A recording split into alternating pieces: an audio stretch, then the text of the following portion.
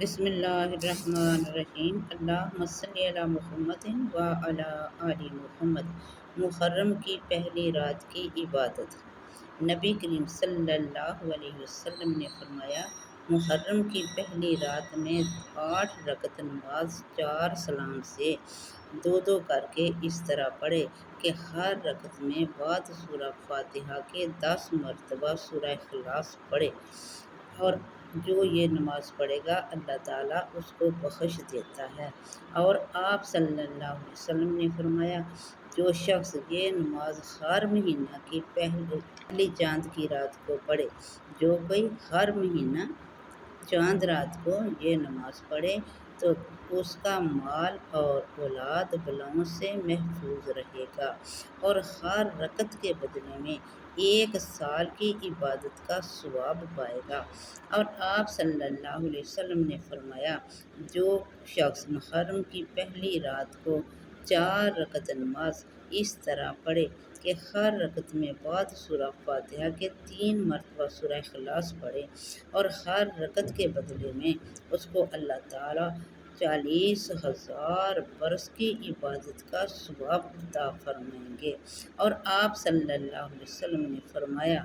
جو محرم کی پہلی رات میں 2 رکعت نماز اس طرح پڑھے کہ ہر رکعت میں سورہ فاتحہ کے بعد سورہ انعام پڑھے تو تمام گناہوں سے یوں پاک ہوگا جیسے ابھی پیدا ہوا ہے، اور ہر حرف کے بدلے میں جنت میں ایک حور اللہ پاک اس کو عطا فرمائیں گے۔ اور آپ صلی اللہ علیہ وسلم نے فرمایا، جو کوئی محرم کی پہلی تاریخ دن کو 2 رکعت نماز پڑھے اور سلام کے بعد 3 مرتبہ یہ دعا پڑھے تو اللہ تعالیٰ اس کی حفاظت کے لیے ایک فرشتہ مقرر کرتا ہے جو سال بھر تک شیاطین کو اس سے دور رکھتا ہے اور عطائت الہی میں مدد دیتا ہے۔ اور آپ صلی اللہ علیہ وسلم نے فرمایا، جو شخص پہلی محرم کو 12 رکعتیں اس طرح پڑھے کہ ہر رکعت میں بعد فاتحہ کے 7 مرتبہ سورہ اخلاص پڑھے تو اللہ پاک اس کو 10,000 سال کی عبادت کا ثواب عطا فرماتے ہیں، اور سورہ اخلاص کے اور ہر سورہ اخلاص کے بدلے میں اس کے لیے جنت میں ایک محل بنایا جاتا ہے کہ اس میں بہت سے محل ہوتے ہیں، اور ہر محل میں کے درمیان میں 10 برس کی مسافت ہوتی ہے، اور یہ سب بے حد نعمتوں سے پر ہوتے ہیں۔ محرم کے ہر جمعہ کے نوافل۔ نبی کریم صلی اللہ علیہ وسلم نے فرمایا، جو شخص محرم کے ہر جمعہ میں 4 رکعت نماز اس طرح پڑھے کہ ہر رکعت میں سورہ فاتحہ کے بعد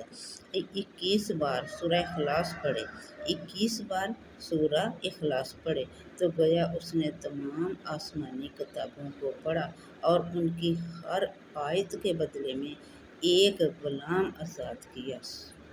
محرم کے روزوں کی فضیلت اور جنت میں محل۔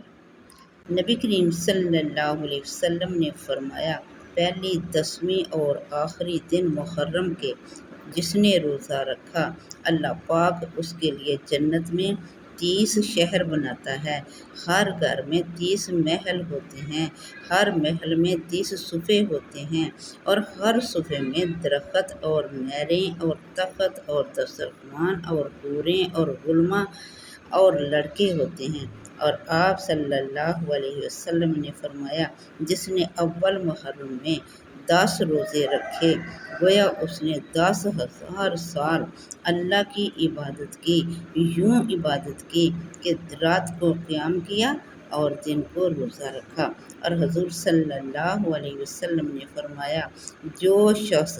دوزخ کی آگ اپنے اوپر حرام کرنا چاہے وہ محرم کے روزے رکھے۔ اور نبی کریم صلی اللہ علیہ وسلم نے فرمایا، اللہ نے اس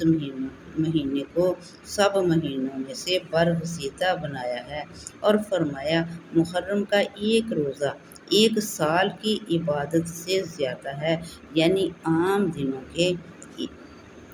نسبت۔ اور آپ صلی اللہ علیہ وسلم نے فرمایا، محرم کے مہینہ میں شب جمعہ کو عبادت کرنے والا ایسا ہے گویا اس نے شب قدر پائی اور ہر رات کے بدلے میں انسانوں اور پریوں کی عبادت کا ثواب پاتا ہے۔ وآخر دعوانا ان الحمد للہ رب العالمین۔